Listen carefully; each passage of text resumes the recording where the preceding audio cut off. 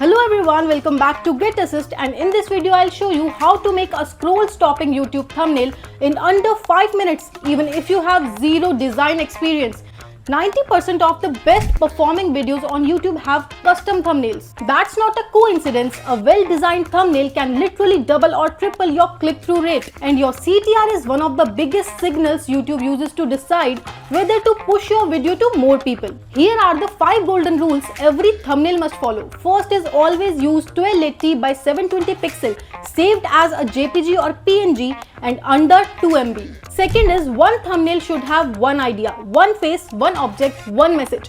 If you try to show everything on the thumbnail only, people will not understand what your topic is. Rule number 3 is keep the text short, just 3 to 5 words maximum. Fourth is use emotion, a shocked face, an excited face, a confused face, something that makes people stop scrolling. And rule number 5 is do not lie. If your thumbnail promises one thing and the video gives something else, people leave instantly. You will not get the real audience. Okay, so now let's make one. First, we will use Canva AI. This is perfect if you want more control over fonts, colors and layout. Go to canva.com and click on Create. Search for YouTube thumbnail and click on a blank YouTube thumbnail. Canva automatically gives you the right size. Now go to Apps, then click on Magic Media. This is Canva's AI image generator. Finally, just type a clear prompt, choose a style,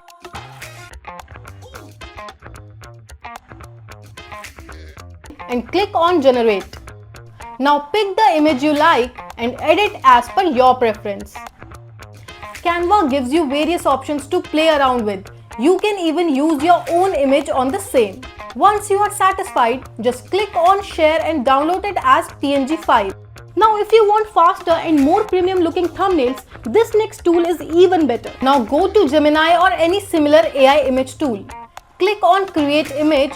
Now just give a detailed prompt like this and submit it. In a few seconds, you will get your thumbnail. You can give prompts to edit if something looks wrong. And once you get you want, just download it.